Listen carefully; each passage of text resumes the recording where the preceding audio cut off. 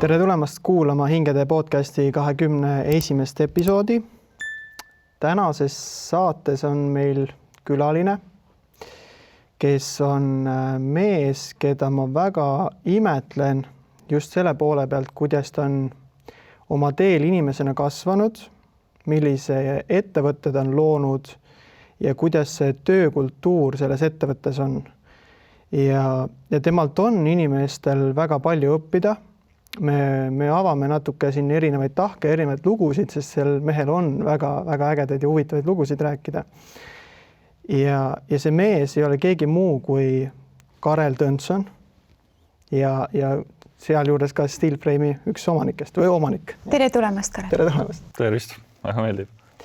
Tead, Karel, me võiks võib-olla alguses liikuda sinna, et kuidas üldse see sinu lapsepõlv oli. Et milline see oli, kuidas see lapsepõlv kulges sul?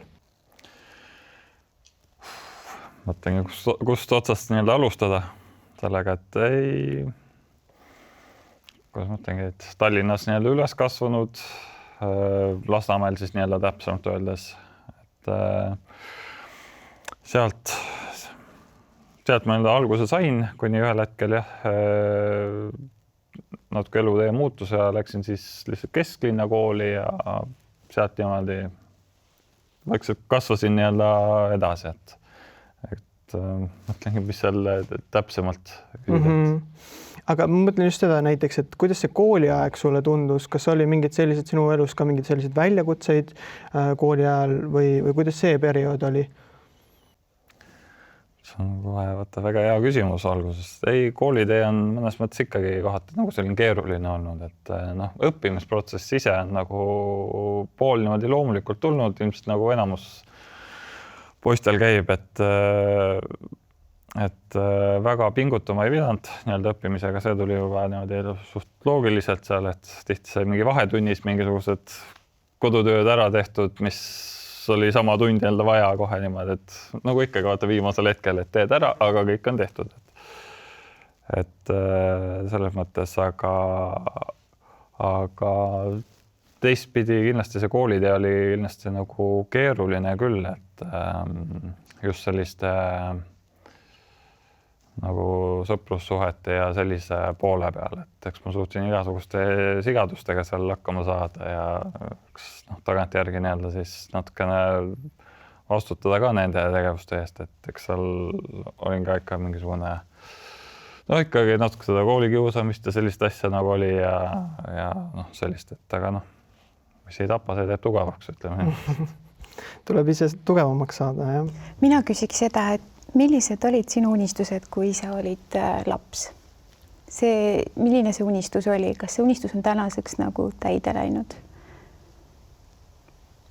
Unistus tulevikku? Unistus tulevikku? Mul oli ausalt natukene sihituse unistus.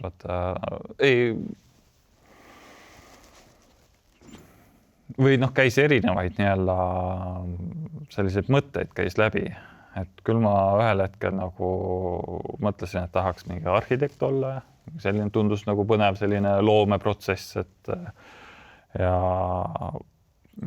sellised erinevaid nii-öelda ameteid käis läbi, aga ütleme, kuidas ma selle siis karjääri peale nüüd sain, kus ma praegu olen, ongi see, et mul tegelikult tagantjärgi oli kogu aeg huvi olemas. Selles juba kooli ajast tegelikult hakkasin iseseisvalt nagu õppima seda, nii fototöötlust, videotöötlust, mulle kingiti kellegi mingi vana nii-öelda arvuti, mis jäi üle, läpakas nii-öelda, ma sain selle nagu endale, siis ma loomulikult piraatluse eel võtsin endale esimesed programmid iseseisvalt ja hakkasin vaikselt niimoodi õppima, siis olid ka juba õnneks tänapäeval nii lihtne, YouTube'i videod on ees ja sealt mingite videote järgi õpid, katsetad, kukud läbi, proovid uuesti, see huvi oli nagu pidevalt olemas, aga naljakas on just see, et kooli ajal ma tegelikult kunagi ei uskunud, et ma selles valdkonnas tööle saan. Isegi selles mõttes ei uskunud isegi nii palju, et prooviks vaata. Et lihtsalt, et tundus äge asi, ma proovin, aga nüüd ilmselt peab siis millalgi vaatama, mida nüüd päriselt hakata nagu oma eluga tegema. Et kuidagi selline mentaliteet oli nagu sees endal vähemalt. et jah, aga nii-öelda selline elu, sellised keerdkäigud käisid mööda ära ja siis ühel hetkel mul oli võimalus niimoodi, et mul siis vanem vend läks tööintervjuule ühte meediafirmasse, tema otsis endal tööd ja ta ütles, et tundus äge, ei ole tema asi, aga soovitas mulle. Siis ma võtsin kohe sellest õlekõrjaks kinni, et mis hästi meediafirma, et mul oskusteid ei olnud, ma ei olnud nagu selliste eeldustega, et ma olen mingi otseülekandeid või ma olen videosalvestusi ja asju teinud.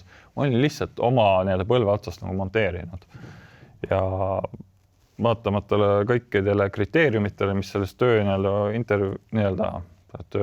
kuulutuses siis nagu oli, ma läksin kohale, võtsin ühendust. Selline inimene, ma olen teinud selliseid asju, ma teadsin mingisuguseid selliseid videostandardeid asju teadsin, aga võrdlemisi sellise tühja tausta pealt nagu läksin sinna kohale ja nad vaatasid, et ilmselt poisil natuke nuppu on, päris nullist ei pea alustama, motivatsioon tundus ka olevat ja siis nad nagu minuga alustasid ja siis seal ma hakkasingi arenema järjest, õppisin, iseseisvalt hästi palju koolitasin. Et ma olengi selline tehnilise poole pealt on mulle üsna palju õnneks seda taipu antud, et kuni selline välja, et koolis ma olen ka, kooli ajal ma olin ka koolitehnikan ja aulates asjades helitehnikat juba vaikselt panime püsti, et kui midagi ei toiminud, siis kutsuti mind ka veel juurde, et äkki ma oskan nagu seda aidata lahendada kõik nii edasi. Ja siis seal uues firmas, kus ma alustasin täpselt samamoodi, et kui sa nulli koha pealt alustad, siis see õppimisprotsess on nagu väga intensiivne alguses, aga seal kindlasti nagu aidati selline hädapärane ka selgeks teha, aga ma väga palju õppisin taustalt nagu ise juurde, et kõik asju, mida ma ei teadnud ja kõik, kus ma iganes veha tegin, ma tegin selle läbinisti selgeks, kus see viga tekkis, millest see põhjustatud on, enamjaolt siis tol hetkel oli see teadmatuses põhjustatud ja siis ma olingi mingisugused õhtud, tundide viisi nagu süübisin sinna probleemi sisse, et kuidas päris maailmas seda asja nagu käsitletakse, millised need standardid, kõik nii edasi, et käisin seda läbi. Väga põnev. Mul tekkisid kohe küsimus küsida sinu käest, et kui palju vanemad sind sellel teekonnal toetasid sinu valikute suhtes, milline oli sinu vanemate toetus või oli see üsna enesekindel, teadlik, et sa ei võtnud väga kuulda, läksid ikkagi oma teed? Missugune inimene sina olid lapsena, mis valikuid sa tegid ja kuidas vanemad toetasid?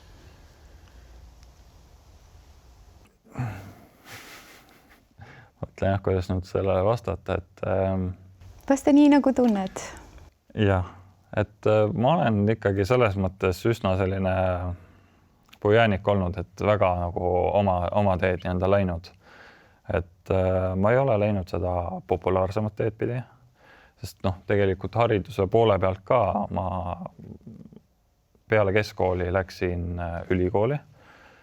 Ülikooli teeb mul jäi pooleli ja mul jäi pooleli sellepärast, et mitte, et ma propageeriks nüüd ülikooli poole jätmist, aga ma tundsin minu jaoks see ei andnud mulle seda, mida ma tahtsin. Ehk siis ta oli väga nagu teoreetiline, aga ta ei andnud seda praktilist poolt juurde, mida päriselt tööturu on vaja, et sa saaksid väärtust luua. Sellepärast jäi see pooleli, aga vanemad loomulikult alati soovitasid, et poiss, kuidas nüüd nii, et ülikool jäi ikka pooleli, et millega sa nüüd tegeled ja kõik nii edasi. Aga ütleme niimoodi, et mul üsna sellisest noorest peast ma ikkagi ühel hetkel, kui vanemad ei saa nagu aru sinust, et sa tunned, et sinul ikkagi üks teekond nagu ees, mis teed pidi sa tahad nagu minna või proovida kasvõi, et nagu sinu elu, sinu otsused. Ja see on sinu sisetunne, et sa tunned, et see on õige otsus. Jah, aga sa tunned, et see õige otsus, aga sa ei tea, vaata. Kindel ei saa ka olla, eks. Aga mida siis laps selles olukorras teeb, on see, et ta lihtsalt vaikib.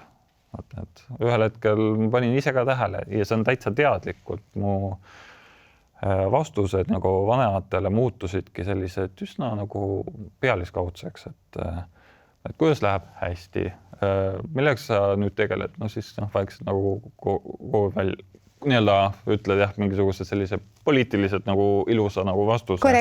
Korrektse vastuse, aga mitte midagi nagu üleliigset ei ütle, et eks ma selles mõttes jah, natuke nii-öelda sulgusin nagu endasse, tegelesin nii-öelda enda selliste tihtipeale selliste, kui läks midagi hästi, siis seda ka jätsin endasse, läks midagi halvasti, loomulikult see ka alati jäi nagu endasse, see on kohe vaata selline esimene komistuskivi, et näed, me ütlesime sulle, et mine ikka ülikooli tagasi ikka ja kõik niimoodi, et selline suunamine käis.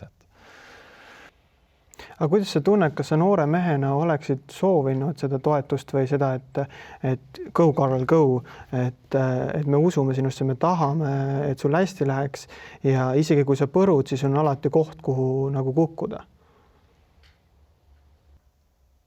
See on ka jällegi hea küsimus, et kas ma oleksin seda tahtnud. Ei, loomulikult alati on nagu sellised toetavad vanemad nagu taga, kes aitavad ka äriliselt või annaks niimoodi nõu kaasa, et kindlasti see annab sellist toetust kaasa, aga kui seda nii-öelda ei ole, siis võib-olla läbi selle vaata ongi kasvanud nagu ise vaata tugevamaks. Et ma leian oma need vastused probleemidele ise ja see õpetab nii-öelda seda probleemi käsitlust vaata paremini, et alati sul ei ole vaata sellist tagalat taga, vaid see ongi, sa võtad seal kogu vastutuse vaata enda peale. Et ei ole see, et mul isa soovitas, et jah, et võin kellegi peale nii-öelda toetada, ja täpselt samamoodi vaata, kui läheb midagi halvasti, et siis ongi see, et kuidas sa siis nagu käitud, et ma alati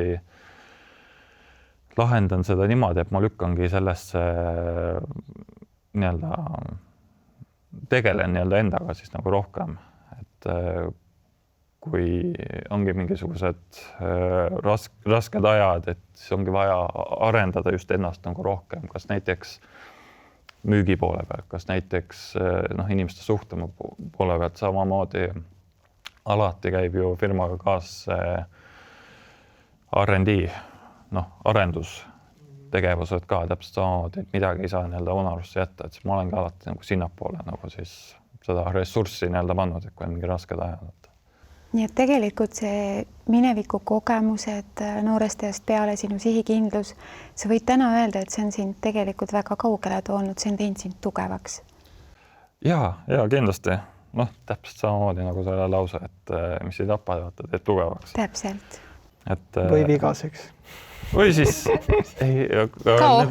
läbi vigade nagu õpib hästi palju, et siin ongi hästi selliseid crazy'sid nii-öelda story'sid ka teil üldse sellel firma tegevusel ja isegi enne seda nagu kõik nagu taga, et kuidas ma üldse nagu jõudnud siia. Tegelikult sa võiksidki meile mõne loo rääkida, kuidas sa siia jõudsid ja kõik selle loomise. Võib-olla alguses võiksid rääkida sellest, et kuidas sa üldse nagu oma esimese ettevõtte lõid ja kuidas see teekond läks? Sest see ei ole esimene ettevõte, eks?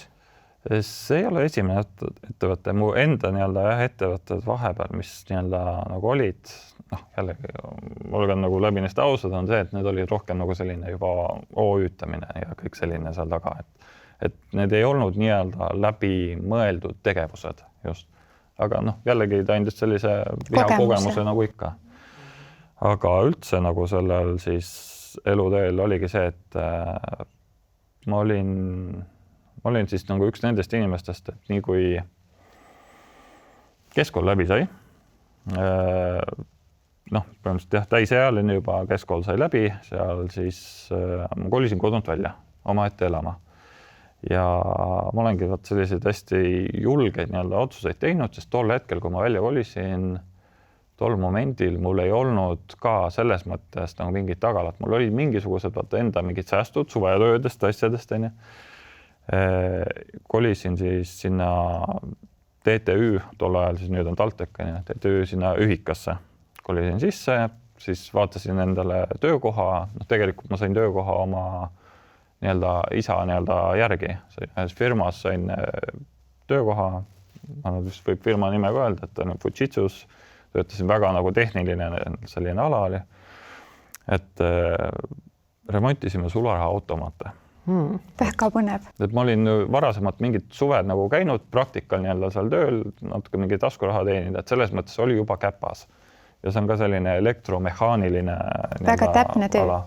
Ta on täpne töö, sa pead natuke õppima, tundma seda, et seal ongi see, kus sai nagu alguse ka, et sa õpid nagu seda elektroonikat tundma, et kui sul mingisugused asjad ei tööta, siis sa lähedki süviti sinna sisse, et oota, kus kohas mingi andur andis järgi, ajad nagu näpuga seal järgi, et kus ta nii-öelda stoppama ei, võt see on see andur, see on ilmselt vigane, vaja välja vahetada, ära puhastada, sa analüüsid pidevalt nagu neid probleeme, et selles mõttes ongi vaata tehnikaga lihtne, et ta annab sulle nii-öelda kohe nagu märku, et mis seal nii-öelda ei toimi. Oma vea teate on ju. Yeah. See on natukene nagu isegi autonduses samamoodi mingi andur annab järgi, siis nagu diagnoosid või samamoodi nagu ka arstid on ju, diagnoosivad, et haigusi, et mis sümptomid on. Et me inimesed ka ju kohe hakkame signaale andma, kui kuskilt miskit valesti on. Just. Kuigi vaata inimestega, ma ütleks isegi natuke keerulisem. Masinaga on sul lihtne, et ta laguneb ära, ta annab sulle kohe veateate üles. Inimene proovib vaata varjata tükk aega, et ma saan hakkama veel, et nii palju veel ei valuta. Samas just kui petab ennast sellega. Ja siis proovi nendest signaalidest aru saada, et arvuti annab sulle kergelt, näed, vaata, veakood selline, täpselt. Täpselt. Aga jah, see, ma ütleks isegi, et selline mitteametlik ettevõtja selline ettevõtluse algus sai tegelikult seal isegi alguse, sest ma olingi siis äkki mingi aasta-paar nii-öelda olin töötanud seal firmas, oskused juba läksid ka aina vilunumaks juba, et juba hakkad poolesti kinni silmi juba paned neid masinaid seal kokku lahti, aga ma nägin ühte võimalust seal firmas, et üldist maailmas on siis 2 liiki neid sularahaautomaate ja seal parandati 1 liiki neid sularahaautomaate. Ja siis ma küsisin, et aga miks seda nagu 2 liiki seal ei parandata? Keegi ei ole seda ette võtnud, ei ole teadmisi, ei ole nagu kogemusi, neid varuosakanaleid, asju, et sellega peab nagu tegelema. Ma läksin ülemuse jutule, siis ütlesin, et mis siis, kui ma võtaks selle ette? Et see tähendaks uue osakonna avamist.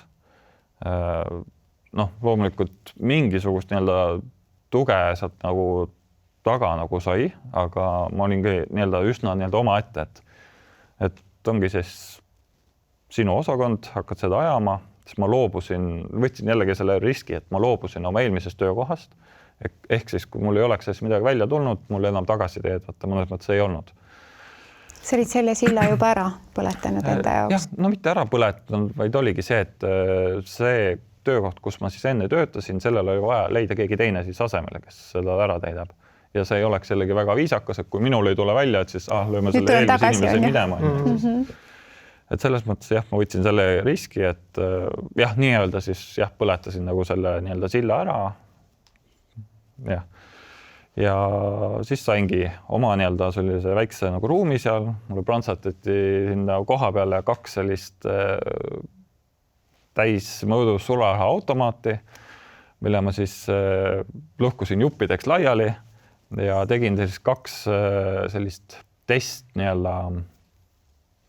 testmoodulit, vaata, et kui sularahaautomaat koosneb moodulitest, et kui sa parandad ära, sa saad testida selle töötava masina peal, et kas kõik funktsioneerib, kõik niimoodi korras, siis läheb pakkimisele ja saadetakse nii-öelda ära. Et ma sellise asja töötasin välja, kõik need süsteemi poole pealt, et softid asjad, sellega ma sain õnneks nagu abi seal, ajasin ise kusagilt ka jällegi varasemate kontaktide baasil ajasin ka varuosakanalid välja, välismaalt tellitakse kõik need varuosad, mingi rullikud, hammasrattad, kõik sellised asjad. Et need ajasin välja ja hakkasingi seda osakonda nii-öelda ehitama ja siis ühel hetkel kasvas nii suureks, et ise ei jõudnud vaata kõik ära teha, siis järjest hakkasin nagu töötajaid juurde võtma ja niimoodi see asi nii-öelda kasvas seal. Et see jah, kuni ühel hetkel siis nagu enamus vaata poistel tuleb see elumuutus vahele, kohustuslik kaitsevägi. Et siis ma läksin kaitseväkke, läksin ära. Ja just kaitseväe käisin läbi, tulin välja, aga siis oligi see töökoht oli minu jaoks vaata nii palju juba muutunud seal, et ma ei tahtnud tagasi minna sinna. Et see oli kõik oli hästi äge, selle arenduse poole pealt, et mis ma ise õppisin ja mida ma sain proovida ja katsetada kõik niimoodi. Aga seda struktuuri oli nii palju muudetud, et oli ikkagi see hästi korporatiiv maailm ja nende visioon ei läinud minu visiooniga vaata kokku, et sellest midagi ägedat suurt kasvatada, sest seal ikkagi vaadati neid Exceli numbreid seal taga, et ikkagi peaks rohkem kasumit olema sellel osakonnal ja kõik niimoodi, ja mille pealt see kasum tuleb, on tihti nagu siis töötajate palga arvelt ja kõik niimoodi. Vaata, need väärtused ei olnud selles mõttes väga nagu kooskõlas sellega, et mitte, et kuidas me saame väärtust rohkem inimestel luua, vaid see, et vaatame, kas me saame inimestel palka vähemaks võtta. Jah, sest keegi üleval poolt vaatab, et ongi Exceli numbrit vaatavalt, jah, me oleme investeerinud nii palju, me tahame, et meil oleks kasumi tootlikkus nii palju protsente, kui see ei klapi, siis nii kaua me siin mingeid palkasid ei tõsta, kõik, et siis hakatakse igalt poolt nagu kokku hoidma kohtade pealt, mida ma ei pidanud vaata õigeks. Et pigem nagu, kui sa tahad, et sul lilled või taimed kasvavad, siis anna pigem vett ja toida seda enne, kui ta läheb kasvama, mitte ära oota, et sul hakkab see vilja kandma siin ja et alles istutasin. Et sa kuivatad ja näljutad, eks, et see ei ole kasvamine. Ja. No seal läksidki siis sellised teed läksid nagu lahku, andsin selle lahkumisavalduse, andsin seal sisse, teadmata veel ise, et mida ma hakkan edasi tegema. Et jällegi selline väga... Mis tunne tollel hetkel oli, kui sa andsid niimoodi lahkumisavalduse sisse, et teadmatus, mida edasi teha? Ta oli teadmatus, aga ta on ikkagi vaata selline stress tuleb kaasa sellega, et kui oleks, loomulikult on alati nagu see on mugav, et kui sul on juba järgmine koht on soolas, vaata. Et sa tead, et sul on materiaalselt nagu kindlustatud tagala, kõik niimoodi. Mul ei olnud seda. Ma tegin selle väga julge otsuse ära, aga see sundis vaata intensiivsemalt jällegi edasi liikuma. Et kuni selleni välja, et siis ma olingi kaitseväest välja tulnud, loomulikult see kategooria oli mul ka käes, ma olin siis autojuhi rollis seal, sest olingi seal Kuperjanovist käisin ära ja siis mõtlesingi, et ei olnudki otseselt plaane edasi ja siis ma võtsingi vastu esimese nagu töökoha, mida ma saan, mõtlesin, et minnagi praktiseerida oma seda C-kategooriat. Et ma käisin küll mingi töövestlusel, et mindaga rekkat vahepeal juhtima. Seal taheti ka tegelikult tööle võtta, aga täiesti mul teine maailm. Sõber, jah, täiesti nagu kardinaalselt. Osakonna juhist lähed rekkajuhiks nii-öelda. Aga siis ma tegin sellise huvitava pöörde, et mul üks sõbral oli oma firma, kus ta töötas, tal oli nagu see autopuksiiri firma. Ja siis ma rääkisime temaga läbi, kusagil linna peal põrkasime kokku ja kutsus mind tööle. Ütles ka, et vaatas C-katt olemas, kõik asjad, tule minu juurde tööle. Mõeldud tehtud, siis ma läksingi. Ma olingi tegelikult mingi aeg olin puksiirijuht. Tehniline taiplikkus oli olemas, autod on katki, vaja ära tarida. Ja jällegi käed jalad on nagu küljes, füüsiline töö igati nagu sobis niimoodi, et sai vaata vähemalt nagu alustada, aga eks see oli selles mõttes üsna omad vaata väljakutsed, igal töökohal on omad väljakutsed. Üheski töökohas ei ole see, et on mingi probleemide vaba selline töökoht või niimoodi. No mis seal need väljakutsed olid? Kuna see oli väike firma tol hetkel, siis kui ma küll ära läksin, siis ta küll jällegi ka väga intensiivselt nagu kasvas. See oli see hea kapital ilmselt saanud sinna taha. Aga ma olin üks põhilistest puksiirijuhtidest. Aga millal sellised autoprobleemid nagu tekivad, on see, et igal ajal võib tekkida. Sest ma olingi 24/7 ja see on mõttes 24/7, 7 päeva järjest jutti kõne otsas saadaval. Ehk siis vahepeal kell 2 öösel tuleb kõne, kellelgi on mingi näiteks rehv katki läinud kusagil maantee peal. Siis oli vaja minna niimoodi, et samamoodi, et mingisugused pikad otsad ja kõik niimoodi, et isegi sai kusagil mingid ekstreemsemad otsad hästi kaugel Põhja-Soomes isegi ära käidud, mingit autot veel ära toomas ja kõik niimoodi, et sai selliseid huvitavaid sõite küll tehtud, et jõuad mingi Helsingisse selle pukseeriga ja siis vaatad, et sõida veel 1000 kilomeetrit põhja poole. Sellised hästi pikad otsad olid, et. Aga mida sa sellest ametist kõige rohkem õppisid või kaasa võtsid?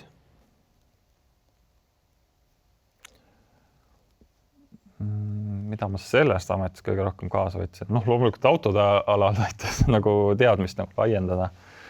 Aga seal ta oligi selline vaheetapp, ütleks pigem. Et ta oli vajalik kindlasti mul finantsilise poole pealt ja natuke endal sees nagu selgust luua. Et mul endal tol hetkel oli ka lihtsalt finantsiliselt hästi nagu keeruline olukord seal, et siis ta aitaski natuke seda leevendada ja jõuda nagu selgusele. Kuni oligi siis see, et ühel hetkel täpselt sama situatsioon, mida ma just enne nagu kirjeldasin, et mul vend läks tööintervjuule ja leidis sellise koha ja siis ta helistaski. Mina olingi tegelikult, töötasin siis olin puksiiri peal ja sain nagu vennalt sellise kõne ja ütlesin, et jah, jumala eest. See on selline koht avanes. Sa käisid intervjuul, ma hea meelega võtaks selle vastu. Ma läksin nagu push'isin ennast läbi pelgamata seda, mis minu taust on asjad, et kas ma üldse nagu väärin seda kohta või mitte. Ma läksin, proovisin. Lihtsalt lähen räägin nendega. Mul ei ole mitte midagi kaotada selles mõttes. Ja see algus oli ka hästi pöörane tegelikult seal. Siis mäletan, käisin tööintervjuul ära seal. Seletasin ära oma taustad asjad, et mul jällegi selle elektromehaanika peale natuke taipu oli. Ma jällegi väga suur pluss oli see, et ma teadsin ka videostandardeid. Natuke mul oli programmeerimisalast taiplikust taustal. Ma olin varem kooli programmide jaoks olin nagu teinud mingi fototöötlust, videotöötlust, iseseisvalt õppinud, et ma päris nagu nulli pealt ei tulnud.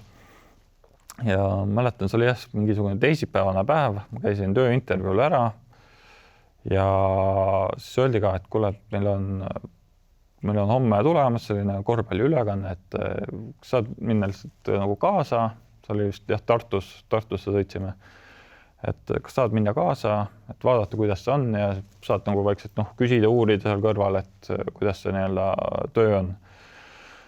Järgmine päev käisin kaasas seal, vaatasin, aitasin loomulikult, kus oskasin kaasa aidata, seal nagu aitasin kaasa, millest ma ei saanud aru, alati nagu küsisin, uurisin, et mis kaabel see on, miks see sinna läheb ja kõik niimoodi, kuidas need signaalid jooksevad, et vähemalt nagu peatselt hakkaks mingisugune arusaamine tekkima, et kuidas see süsteem lõppkokkuvõttes nagu töötab.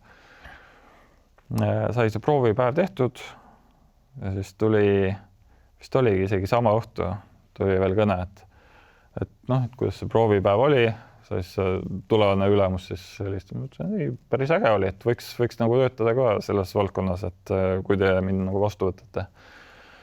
Seal ütles, et väga hea, seda on tore kuulda, et kuule, meil on üks selline olukord.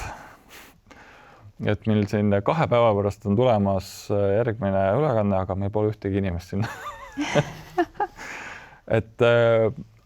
Et kuidas sulle tunduks, et minna juba sellist nagu ülekannet nagu ise tegema? Loomulikult hääl võttis värisema sees. Ütlesid ka, et me saadame ikka ühe inimese sulle veel juurde, et kes saab sind juhendada, aga sina oleksid nagu puldis seal, et korvpallimängu, et jälgiksid ja paneksid ikkagi neid klippe asju eetrisse ja kõik nii edasi. Loomulikult hääl natuke väris, aga ütles, et ei kui te mind usaldate, siis ikka ma tulen kohale, et ikka proovime siis.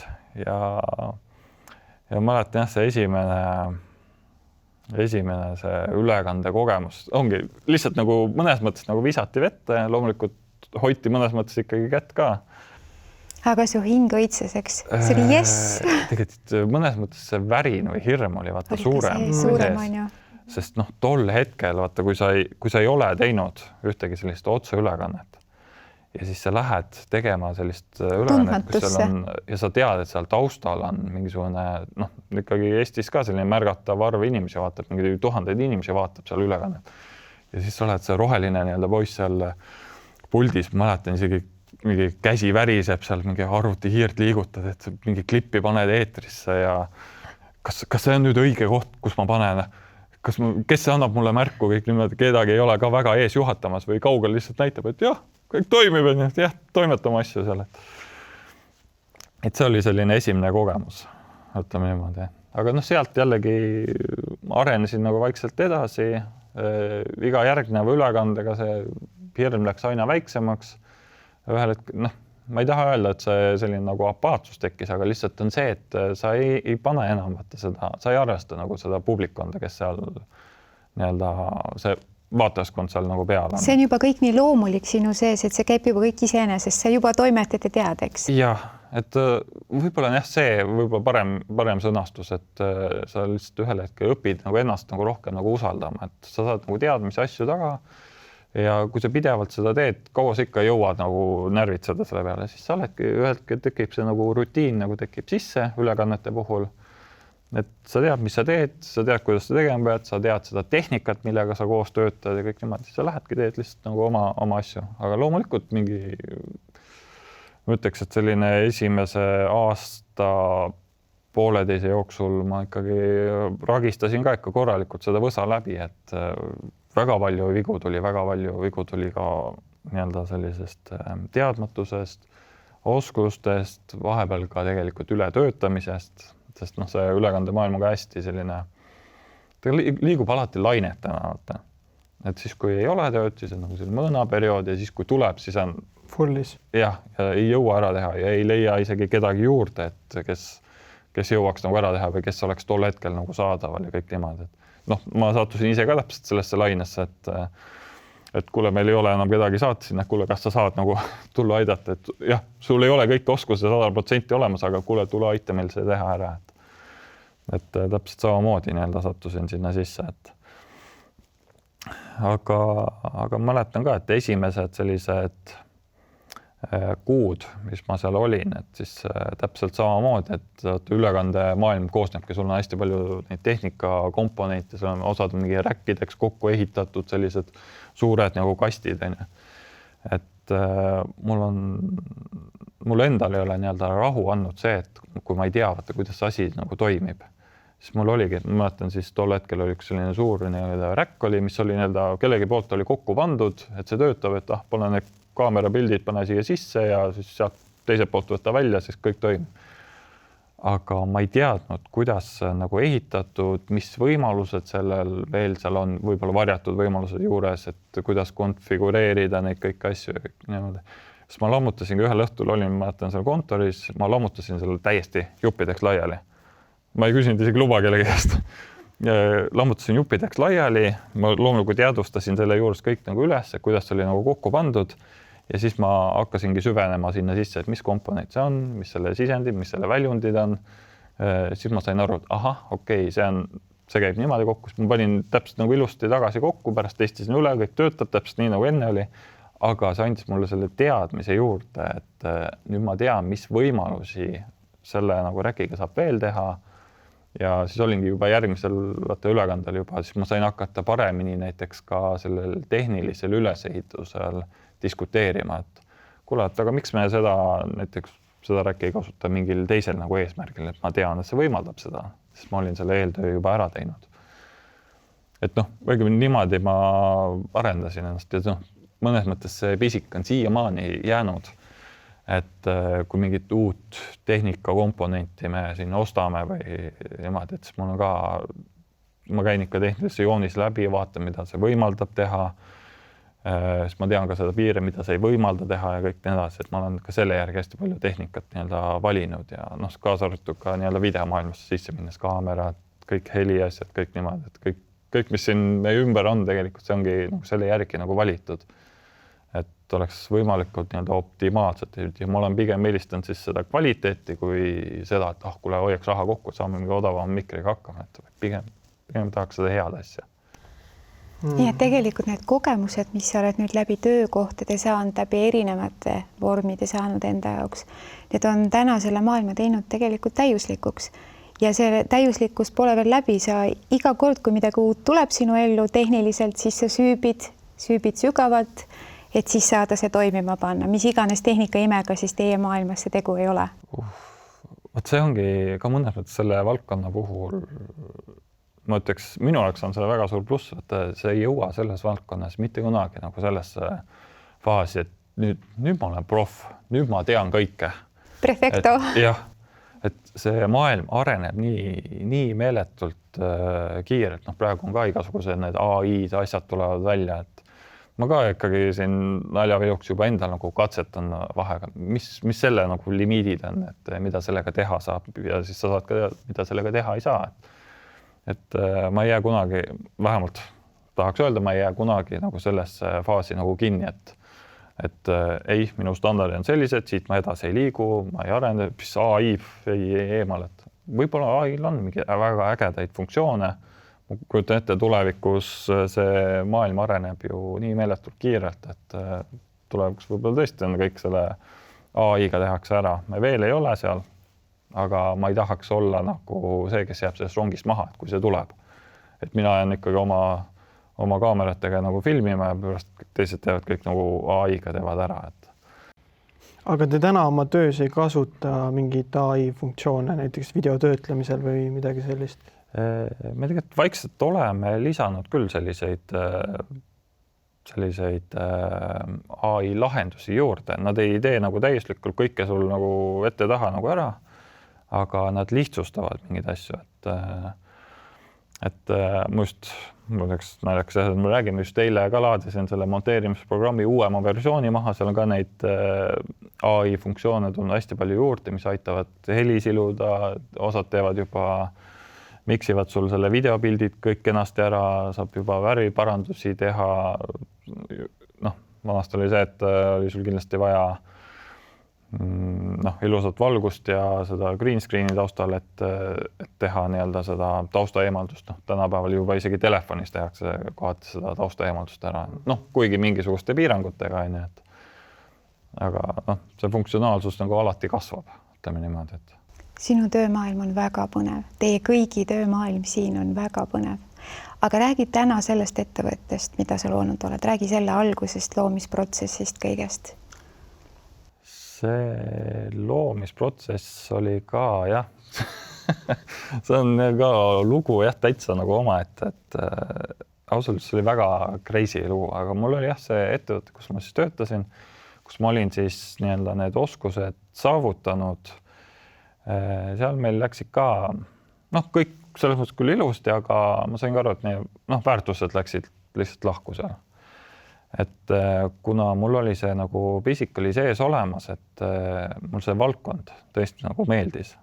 Jällegi, ma ei tegeleks selle valdkonnaga, kui see mulle ei meeldiks. Ma oleks kusagil võib-olla mingi IT-arendaja kusagil, mis võib-olla on ka kordades tasuvam nii-öelda ala, aga ma valisin just selle, sest see mulle päriselt paelus. Kõik, mis selle töö juures oli, ka see ebastabiilsus mõnes mõttes, et siin ei teki rutiini. See on see töö, mis on sinu hingele? Jah, võib põhimõtteliselt niimoodi nagu öelda. Aga siis ma sain aru, meie väärtused on erinevad ja siis ma võtsingi ühel hetkel järgmise sellise riski ette.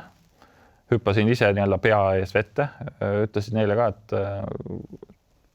teen oma ettevõtte, et ma neilt nii-öelda töölt tulen ära.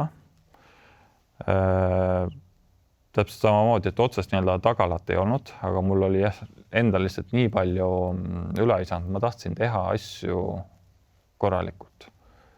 Ja seal oligi, kus meil nii-öelda erinevad arusaamised tekkisid, et ärilise poole pealt, jah, ma saan aru, et peab alati seda hinda nagu madalal hoidma, et tuleks rohkem projekte sisse ja kõik nii edasi. Aga ma ise nägin ette, et ei tegelikult see vastupidi, sest kliendid ka kõik, kes on, nad hindavad pigem kvaliteeti kui see, et saaks alati nagu odavama hinnaga. Ja selle nii-öelda väärtuse peal ma siis lõingi selle nii-öelda ettevõtte, et et ma proovin, ma teen enda väärtuste põhjal selle, et kõik asjad, kõik, mis meil siin nagu ümber on, kaasa arvatud tehnika, kõik ruumid, asjad, kõik on tegelikult loodud nende väärtuste põhjal, et kõik oleks pigem lasta olla kallim, aga ta on viisakam, ta on korralikum, kõik kaamera pilt täpselt samamoodi, et kaamerat saab osta nagu odavalt niimoodi, et sul on see, saad kaamerate koguse, vaata ajada suureks, meil on mingisugune 50 kaamerat, on ju.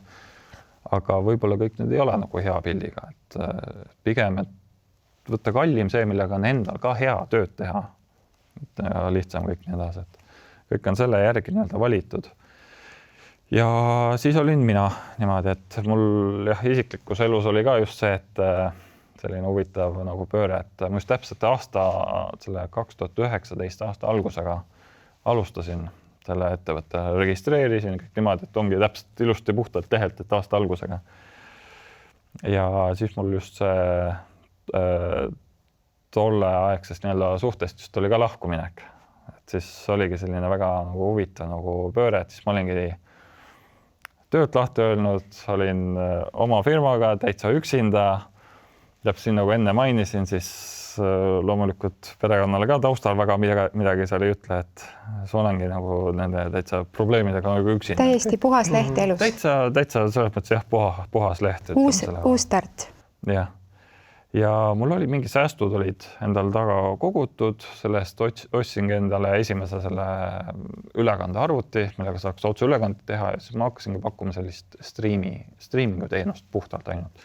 Mul ei olnud ei kaameraid, ei mitte midagi, et lihtsalt natukene kaableid, üks arvuti ja selline, ja olingi, ei olnud kontorit ega mitte midagi, et siis vaikselt niimoodi alustasin. Ja ma käisingi, loomulikult mul oli veel eelmise firmaga nii palju olid nagu suhted olemas, et ma aitasin neil projekti nagu jätkata, sest neil kohe ei olnud kedagi nagu juurde võtta, aitasin neil ka uusi poisse välja koolitada seal, kes tulid nagu siis nii-öelda minu asemele niimoodi, et niimoodi vaikselt alustasin, kuni ühel hetkel siis 2 sellist positiivset nii-öelda üllatust tulid natuke küll erinevatel aegadel, aga see oli kõik selle esimese poole aasta jooksul, kui ma nagu alustasin. Et siis üks selline partnerfirma, kelle ma olin ka maininud, et ma hakkasin omaette tegutsema, sest ma kuulsin, et selline tüüp hakkas omaette tegutsema. Ja tuli siis televisiooni poolt, Levira siis ettevõtte alt tuli selline huvitav kõne mulle ühel hetkel. Ma rõhutan, ma olin 3 kuud, olin oma firmana tegutsenud, juba vaatasin, et kui tule välja, et siis müün need asjad maha ja lähen kusagile tööle ära, et vaatan kaua säästudest vastu pean. Siis tuli kõne, et kuule, kas oleksid avatud tulema meiega Eurovisioonile Iisraeli? Sest oli tol hetkel toimus seal Tel Avivis, kus praegu on ka väga kuum hetk, et sinna Eurovisiooni tegema. Siis ma olin ka nii nagu üllatunud sellest kõnest, loomulikult jaa. Ja kõik, mis nagu kompliment, milline? Jah, aga mu roll ei olnud küll seal väga suur, et ma olingi nii-öelda, nimetatakse Rigeriks seda inimest, kes lihtsalt aitab tehnilise poole pealt asju üles panna, kaameraid üles seada ja kõik niimoodi, et loomulikult läksin sinna kaasa terve selle televisiooni meeskonnaga ja tegelikult me olime kõik nagu selle Rootsi televisiooni alluvuses veel. Aga see andis väga sellise huvitava ülevaate sellisest suurproduktsioonist. Et nägi seda telgitagus seal ka, et kuidas kõik asju üles seatakse ja kõike seda poolt, ja seal oli ka naljakaid selliseid juhuseid nii-öelda tekkis, et seal on kaamera objektiivid on ikka sellised suured, massiivsed sellised objektiivid ja loomulikult, et ma olin ka hästi entusiastlik seal, et mis vaja ära teha, selge, saab ära tehtud, on ju. Ja siis ühel hetkel tassidki neid objektiive üle mingi tellingute asjade seal niimoodi natukene kõigud, tassid need kohale ära ja siis ikka vahepeal uurid ka selle tehnika kohta, et mis tehnika seal on ja siis avastad, et neid objektiive on maailmas ainult 2 tükki ja ühte hoidsid käes üksinda üle tellingute. Kui seal oleks mingi komistanud, maha kukkunud, siis ma ei tea, siiamaani võib-olla maksaksin teda tagant järgi seal, et peale seda oli selge, et okei, ma kutsun alati kedagi appi juurde, et seal. Aga no õigemini selliseid huvitavaid kogemusi ja huvitavaid naljakaid lugusid nii-öelda tagantjärgi nagu oli seal, et jällegi kõik läks hästi, kõik sai tehtud. Ja tulime sealt tagasi ja siis sattus üks selline huvitav kogemus, et põrkasin ühel, küll üritusel, aga ürituse nii-öelda kõrval, siis läksime mingi lõunat võtma kultuurikatla kõrval, siis põrkasin seal kokku tolleaegse siis projektijuhiga, ütleme siis kultuurikatla projektijuhiga. Ja mis seal oli, kassa järjekorras, siis ma lihtsalt mainisin talle, et jah, lihtsalt, et kui sa ei tea, et siis ma hakkasin ka nii-öelda omaette hakkasin tegutsema, kui on vaja, et võib mind ka projektile kutsuda, pakkumisi asja küsida ja kõik niimoodi. Siis ta vaatas ka, et sa hakkasid omaette tegutsema. Kuule, see on võib-olla väga hea uudis, et mul on üks projekt tulemas. Ja siis tuli välja, et see projekt on selline, et kuule, meil oleks vaja meeskonda kuuks ajaks Horvaatias sellist koolitust filmima. No selle koolitusega ma olin varem nii-öelda olin kursis ja tema soovitas mind, sest ta teadis mind kui inimesena, ma olin varem ka koostööd teinud, kõik on alati nagu sujunud, alati vaata mõtlen kaasa, niimoodi, et tal oli hea nagu soovitada mind. Talle meeldis sinu töö ja ta teadis seda kvaliteeti, mida sa pakud. Ilmselt küll. Järelikult, see oli kindel. Ja siis ta küll jah, soovitas mind sinna ja siis täpselt samamoodi ma panin selle pakkumisega kokku, siis ma natuke rohkem juba lükkasin oma neid investeeringuid, asju sinna alla, otsin juba esimesed kaamerad, asjad, aga kuna see asi toimus Horvaatias, siis seal oli selliseid stressikohtasid oli üsna palju oli sees. Kaasa arvatud see, et kujutad ette, et kas selline mõneks küll laenu ei võtnud, aga sa paned ikkagi kõik enda nagu sellised säästud asjad, sa paned nagu mängu sinna, sa ostad mingi kaamerad, asjad ostad kokku ja siis kuu aega enne üritust, siis sa paned need siin Eestis rekka peale ja siis sa loodad, et need jõuavad siin nagu Horvaatias kohale, kui ma kuu aja pärast lähen, et siis nad on seal kohal ja siis ma mõtlesin ka oma peas lihtsalt, et ma ei tea, mida ma teen, kui tuleb välja, et need ei ole seal kohal ühel või teisel põhjusel. See on üritus vaja ära teha, kus sa oled juba nii palju investeerinud sisse, kus sa loodad, nagu, et see raha tuleb tagasi ka. Ja siis sa paned veel meeskonna kokku ja sa vastutad kõikide need inimeste eest ka, kelle sa siis sinna ju kaasa võtad.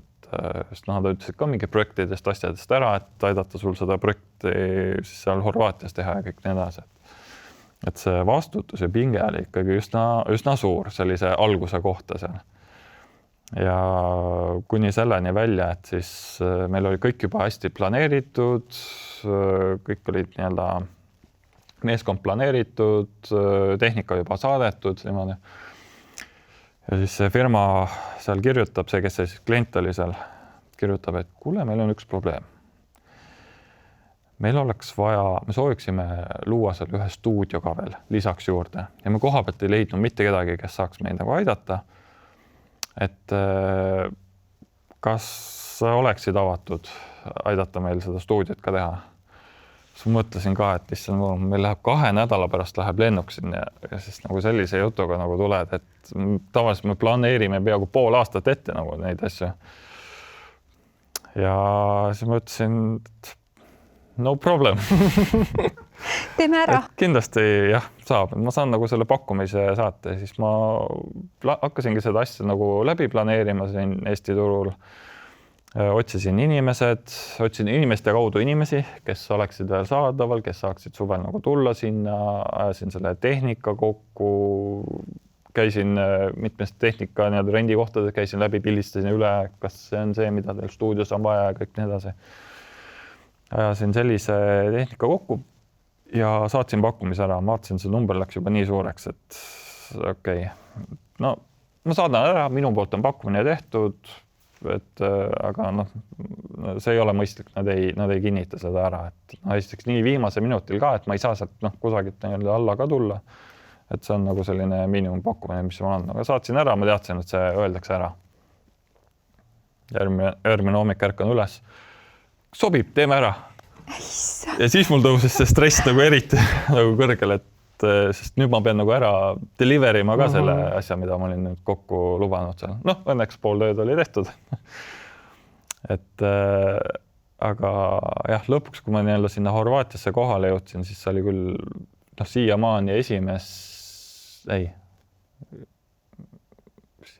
ta oli jah, ikkagi esimene kord, kui mul päriselt tundsin, et mul oli stress nii kõrge, et mul tõusis palavik lihtsalt selle peale, et kõik see vastutus, et kõik jõuaksid kohale, see meeskond läks juba mingi 12-pealiseks seal kokku, et kas kõik jõuavad ikka kohale, kas kõik teavad, mida nad tegema peavad, kas majutusega on kõik korras, kas tehnikaga on kõik korras, mida ma siis teen, kui midagi annab seal alt kuni selleni välja, et ma võtsin igasugused remondi need tööriistad, asjad sinna kokku, et kui keegi peaks, ma ei tea, kaabel peaks minema katki, et siis me saame ühest pikast kaablist teha 2 väikest kaablit ja omavahel kokku veel panna ja kõik niimoodi, et kõik sellised tööriistad, asjad ostsin kaasa, mida õnneks ei läinud küll vaja, aga alati, kui sul on backup olemas, siis kunagi ei lähe vaja.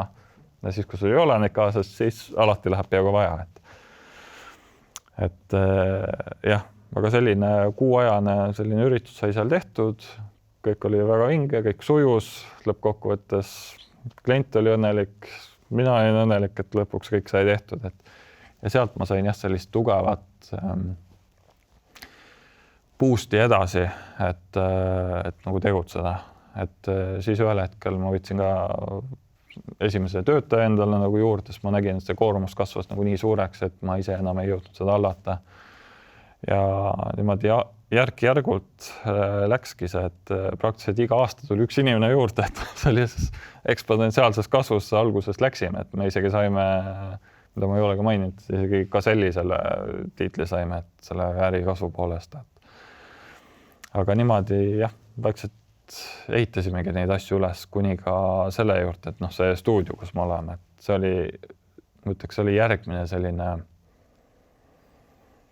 riskantne samm edasi, sest jällegi tagantjärgi nagu mõeldes, et firma tegelikult ei ole mul olnud väga vana, see on, nüüd vist ongi juba 7 aastat ennast isegi täis saanud, aga selle 7 aasta jooksul on üle elatud koroona, see oli siis, kui koroona tuli, see oli firma olnud mul 2 aastat vana. Ja siis sa vaatad, et siin ülemaailmne epideemia tuleb peale.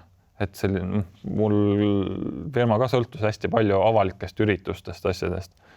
Ja siis järsku öeldakse, et ei, kõigil on kriips peal, enam publikuga sündmusi ei tehta, mitte midagi. Täielik lockdown tuli peale ja täpselt samamoodi nagu kõigil teistel tõmbas mul ka kalendri tõmbas täiesti tühjaks ära. Ja siis hakkas leiutamine pihta. See hakkas päris mõtted pihta. Jah, ma ise sain vist olla 2 nädalat sain olla niimoodi koduselt, kus oligi ühtegi projekti tööd ei olnud. Loomulikult alguses natuke ise taastud, seal mõtled natuke elu üle järgi. Ja siis hakkas genereerimine pihta. Et üks meiega selliseid tolleaegseid edulugusid mõttes on see, et ma vaatasin hästi sellise avatud peaga nagu ringi, et mis nagu toimub, kes mida teeb. Ja siis ma sattusin Facebookis peale üks teater. Võib-olla kui teate, Keller teater, selline väike teater. Väga kihvt teater. Nad kogusid annetusi tol hetkel, et aidake, kallid inimesed, aidake, kes meid teavad, tehke meile annetusi, et meie teater saaks jääda püsima. Ja siis ma vaatasin ja mõtlesin sellise idee välja, et kuule, neil on sisu olemas, mul on tehnika olemas, mis seisab ja mul on kõik selle juurde kuulub, et kõik see stream, kõik asjad kuni maandumisleheni ja piletimüügini ja asjadeni välja. Ja siis ma võtsin kõne, täitsa see ongi külm kõne, ütleme niimoodi, teatri direktorile tõmbasin peale, et kuule, mul on selline huvitav ettepanek teile. Teil on sisu, mul on see edastamise viis olemas. Et proovime, võtame selle huvitav projekti ette, et proovime viia otseülekande teel vaatajateni selle sisu, mis teil on. Ja kui sellest ei tule mitte midagi välja, keegi kellelegi midagi võlgu ei ole, et ei taha mina teilt midagi ega ka vastupidi, et noh, neil on näitlejad, ruumi ja kõik niimoodi, et võtame sellise nii-öelda projekti nagu käsile. Siis ta mõtles ka, et mitte midagi nagu kaotada ei ole, teeme ära. Ja siis võtsime ka sellise, noh, nemad nii-öelda pakkusid välja, et neil on selline lasteetendus, et mis on üsna sellise minimaalse kuluga, et saame nagu ette võtta ja me mõtlesime sellise filmimise, et teha nagu hästi ägedaks. Et mida ma siiamaani tagantjärgi nagu kohati nagu imetlen, et meil anti nagu teatris sellise hästi vabad käed.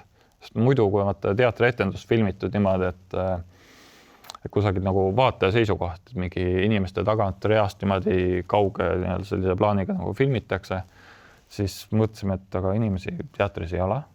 Teatriüük toimub, me saame teha seda asja hoopis omanäolisemaks, hoopis huvitavamaks.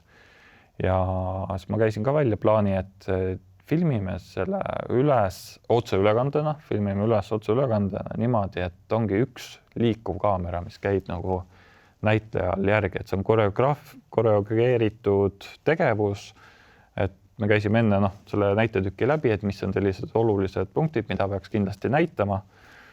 Tegime kõik need proovid, asjad tegime läbi ja siis me läksime nii-öelda otseülekandesse sellest. Siis ma mäletan ka seda, et me just rääkisime selle teatri direktoriga ka, et palju me neid pileteid nagu üles viskame, et ma teaksin nagu serveri seda kulu ka arvestada, seal on päriselt selline väljaminev kulu on ka taga ja vastavalt siis vaadatavusele.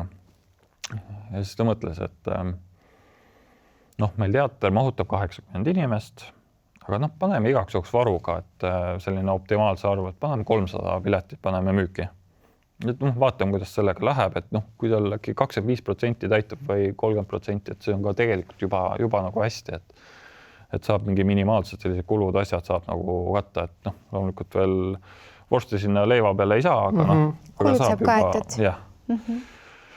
Ja siis panime selle asja müüki 2 nädalat siis enne etenduse algust. See müüdi 1 päevaga läbi. 300 piletit müüdi 1 päevaga läbi? Ja 2 nädalat enne etendust. Ja jällegi me mõlemad olime nagu šokis alguses, kui ta helistas mulle, ütles, et jah, kuule, see on kõik läbi müüdud. Ma alguses ise ei uskunud, et kuule, see on mingi süsteemi viga ilmselt, et äkki saad refreshida, vaadata uuesti üle. Aga nii oligi, jah. Ja tundub, et me selles mõttes tabasime nagu selle tol hetkel vähemalt nagu naelapea pihta, et esiteks oli lasteetendus. Ja koroona ajal kõik koolid mitte midagi ei töötanud ju. Kõik lapsed olid nagu nii-öelda kodudes ja siis õpetajad võtsid ka sellest hästi palju ju kinni. Kuule, selline näitetükk on nagu tulemas, näiteks saab mingi kodutööd põimida sellega koos ja see oligi klasside 5 õpilasi ostis neid pileteid sinna, sest piletihind ei olnud ka suur. Ta oligi mingisugune 5-10 eurot, midagi sellist, kui muidu teatritükk maksab sul ikka 50-60 eurot. Jaa, kindlasti nii palju. Et see oli suht minimaalne nii-öelda investeering ja see läks nii meeletult läks, et 1 päeva müüti nagu läbi. Ja siis me mõtlesime ka, et väga huvitav selline situatsioon ja siis me tegime järgmise ürituse nii-öelda otsa, et selle sama etenduse nii-öelda järelvaatamine, otseülekande järelvaatamine järgmisel päeval ja panime ka järgmist 300 piletit panime müüki ja see müüdi läbi 2 nädala jooksul, aga ka enne esietenduse nii-öelda algust müüdi läbi, et ja sellest tuli selline edulugu, et millest isegi ajakirjandus kirjutati ja kõik niimoodi, et ja see sündis ei milleski. Mis tähendab seda, et elus just kõik, kui keerulised ei ole ajad, meil on alati võimalik leiutada lahenduse, et ellu jääda, töötada, toimetada ja sinu leidlikkus päästis olukorra. Jah, see ongi see, kus ühe selle miinuse nii-öelda teed plussiks, et ega meil seal osasid näiteid oli veel, et näiteks varem mingid kliendid, kellele me olime siis proovinud nagu läheneda, et kuule, et teil on mingi sisu, teete mingi konverentsi, et kas te olete mõelnud, et äkki hübriidvormis teha, et saate nagu laiemat audientsi sellega püüda, et viia sisu nagu vaatajatele ka. Ta ütles, et ei, otseülekand keegi ei vaata, me tahame, et inimesed tuleks koha peale, kõik niimoodi. Ja koroona juhtus, tulid kliendid tagasi. Räägime uuesti sellest teemast, et kuidas teil on otseülekannet, millal saab, palju maksab ja kõik niimoodi, et see oli näha, kuidas see nagu turg muutus. Ja muideks selle teatriga oli ka täpselt samamoodi, et nad ka ei tahtnud jätta minust neid nagu järelvaatamiseks või salvestuse nagu üles panna. Mis ma selles mõttes idee poolest nagu saan aru, et neil oli see, et see on nagu ikkagi teatritükk, et kui sa paned selle üles, neile hirm oli see, et inimesed ei tule ühe hetkel sul teatrisse, et sul on palju mugavam võib-olla kodus vaadata seda asja. Et noh, kui kartsid seda, et ei tee ikka järelvaadatavaks ja kõik niimoodi, et kui otseülekanne lõpeb, siis enam nagu ei näe seda kõik niimoodi. Aga tuleb välja, et see tagasiside, mis nagu inimeste poolt tulid, kes pileti ostsid, nad olid nii siiralt nagu tänulikud. Et ongi näiteks sul perekond, kes on Võrus elab, ja nad tahaksid ka seda teatritükki vaadata, aga see, et võtta see reis ette, et Tallinnasse sõita õhtul seda vaadata, siis pärast, kui see teatritükk saab läbi, ütleme õhtul mingi 7 või 9 või niimoodi, et siis sõita nagu Võrru tagasi koju, et see oli nii suur, et nad alati nagu lükkasid seda edasi. Aga nad said nüüd seda vaadata ja see näitab ka seda, et vastupidi, et see on nagu see turunduse poole pealt jällegi, et neil ei jäänud see publikum väiksemaks, vaid vastupidi kasvas. Ta kasvas. Yeah. Tänu sellele kriisile. Jah, just. Kui ma sind kuulan, siis ma väga palju näen ja ma imetlen seda väga. Sa võtad riske, aga sa kaalud ka kõik läbi. Ja ma tunnetan, et just see, et sa oled võtnud riske ja võib-olla isegi sa ise inimesena ei tunne, et sa võib-olla isegi oled valmis nii suurt sammu tegema, aga sa ikkagi teed seda ja läbi selle sa inimesena kasvad. Ja sellega võrraga tulevad sulle uus töötaja ja siis sa nagu järjest kasvad, inimesed näevad, et sa tegelikult said hakkama ja sa saad ise ka aru, et sa said hakkama. Ja, aga selles olukorras, kui sa teed neid, siis jah, see on selles mõttes küll kalkuleeritud riskid alati. Ma ikkagi mõtlen läbi ja nii-öelda mõtlen selle peast läbi, et mis siis juhtub, kui sellest välja ei tule, mis on selle nagu riskid, et kui laastavalt nagu see mõjub ja kõik niimoodi, et ja kaalutatud ka seda, et noh, kunagi seda ette ei tea, et kui see kõik läheb hästi, et ka mis sellest tuleb, et on sellised kaalutatud riskid küll tehtud, aga tol hetkel need on tõesti hästi nagu sellised hirmutavad, kuni selleni välja, et noh, näiteks sama, mis ma rääkisin, see Horvaatia, see reis, kõik on tegelikult planeeritud, aga ongi lõppkokkuvõttes ainuke asi, milles ma saan olla nagu kindel, on ma ise. Et mina lähen sinna kohale, lennupiletid ostetud, kõik niimoodi, et ma tean, 4 ma olen seal kohal, vahet ei ole, mis ka juhtub, on ju. Aga kunagi sa ei tea ette järgi, mida sul tehnika võib teha. Noh, ma saan küll minimaliseerida seda riski alati, et ma tean täpselt, mis tehnika on, ma olen pigem võtnud korraliku tehnika ja kõik nii edasi, aga ikkagi lõppkokkuvõttes seal võib olla kohapealne internet ütleb üles, sul võib olla kohapeal, ma ei tea, elektrik seal ajab midagi segamini, kõrvetab sul mingisuguse tehnika läbi või midagi sellist, et alati nagu sellised riskid nagu üleval. Ja mäletan, mul oli ka ikkagi reaalselt täiesti magamata ööd sellest stressist, kus sa mõtled need 10 korda veel läbi. Ma tean, et see tehnika on juba küll tegelikult ära saadetud, selle rekkaga sinna kõik, mis sa oled nii-öelda kokku nagu ostnud, aga siis sa mõtled ikkagi läbi öösel. Sa ei saa magada, et mingisugune paari päeva pärast läheb lend, sa mõtled läbi. Kas ma ikka selle võtsin kaasa? Okei. Ja see on olemas. Sellega on arvestatud. Mida ma teen siis, kui keegi mul planeeritud meeskonnast, ma ei tea, ei jõua lennujaama, magab sisse. Ups, mida ma siis teen? Mul on ikkagi inimest vaja sinna. Mingisugused tagavarad peaks olema olemas. Sa mõtled, et mitut rolli sa ise suudad täita selles olukorras seal, et see on selles mõttes jah, nagu crazy, aga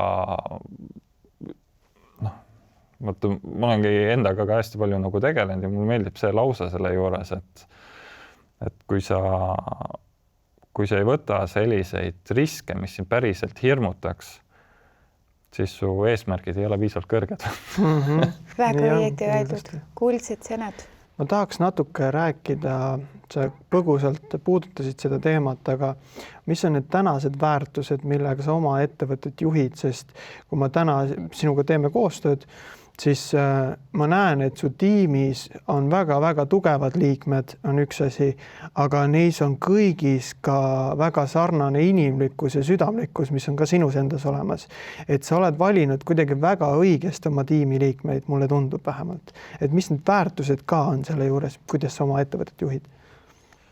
No need väärtused nagu ongi kujunesid ka sellest nii-öelda mõnes mõttes nagu vastandina välja sest eelmisest nagu firmast, kus mul oli, et minu eesmärk, tegelikult vähemalt enda kohta ma tahaks öelda seda, et ma ei olnud tegelikult see ambitsioonikas inimene, et kus, kuule, et ma nüüd õpin mingi oskused selgeks ja ma hakkan nüüd oma mingi firmat tegema ja kõik niimoodi. Ei, pigem vastupidi. Ma pigem olin selline tagasihoidlik, ma olin tehnilise poole pealt, olin küll hästi tugev, aga minu käest isegi, ma tean, korra nagu ükskord küsiti ka, et kuule, jah, sul on oskused olemas, et kuule, et ega sa ei ole mõelnud juba oma firmat hakata tegema siin, et hakkab meile siin konkurentsi varsti pakkuma. Siis mõtlesin, ei, et kindlasti mitte, sest et ma ei tea, kuidas nagu need firma asjad nagu toimivad. Ma ei ole müügis tugev, ma olengi mõnes mõttes, ikkagi kõigile vaatamata ikkagi selline introvertne inimene, et ma ei ole see, kes läheb, hakkab nüüd müüki tegema või kuidas läheb, et kuule, et kas ta ei ole mõelnud otseülekande peale või niimoodi, et mul pole see, ma olen pigem nagu tagasihoidlik, et ma ootan, kuni kliendid nagu tulevad ise minu juurde niimoodi. Et selle poole pealt ma ei tundnud ennast nagu üldse tugevalt, aga kui ma nagu seal töötasin, siis oligi see, et ma panin väga palju sinna nii-öelda tunde alla, mida tegelikult nagu ei väärtustatud ja kõik niimoodi, et siis ma mõtlesingi, et ma teen nagu enda ettevõtte ja selle ettevõtte eesmärk oligi see, et kaasa arvatud ma ka ise, et tahaks, et oleks vähemalt inimene, et oleks normaalselt tasustatud. Ja siiamaani ma tegelikult jätkan seda nagu joont, et kui ma teen näiteks mingile kliendile tulen vastu, ma teen allahindlust, siis ma ei tee seda inimeste arvelt. Ma ei saa nagu enda meeskonnale öelda, et ma tean, et see kestab terve päev, aga kuule, palka saab poole päeva eest, et me tuleme nagu kliendile vastu, et võita projekti. Et ma selle poole pealt tegelikult alla ei lase. Ma võin teha alati nagu tehnika poole pealt, tehnikale soodsamalt, et see tasuvus on nii-öelda siis pikendatud niimoodi. Aga neid väärtusi olen ma nagu hoidnud, et oleks inimesed normaalselt tasustatud, et ei tekiks seda olukorda, et kusagil mujal on palgad palju paremad ja sellepärast läheb nagu töötaja ära, et ma ütleks ka siiamaani ei ole küll ükski töötaja ära läinud, välja arvatud eemalduspuhkusele, aga ma ei tahaks ka seda, et töötaja läheb selle palga pärast näiteks minema. Vaid pigem, kui ta läheb ära, et ta läheb kusagile veel ägedamasse või paremasse kohta edasi. Et siis ma tunnen, et ma olen vähemalt nagu õnnestunud selle firma poole pealt. Aga kui sul tiimis juhtuvad mingid errorid, kus võib-olla mingi tiimiliik lõhub midagi ära või läheb katki või läheb kliendi suhtluses midagi valesti, siis kuidas sa tavaliselt neid olukordi lahendad? Neid olukordasid ma tavaliselt, ma lähengi nii-öelda hästi isikliku nii-öelda tasandist sisse, ma proovin analüüsida, millest see nii-öelda viga juhtus. Ma olen, sellepärast ongi võib-olla hea öelda, et ma olen ise olnud täpselt selles samas nii-öelda kingades, millest nemad on tegelikult praegu. Ja mul selle pealt on nagu väga hea kohati võib-olla analüüsida neid probleeme. Et kui näiteks midagi juhtub, näiteks, ma ei tea, otseülekandega, ma ei tea, katkeb või niimoodi või mingi projektil mingid probleemid või tehnikaga mingid probleemid, siis ma tavaliselt lähengi nagu süviti sinna sisse, et millest see nagu probleem nagu oli.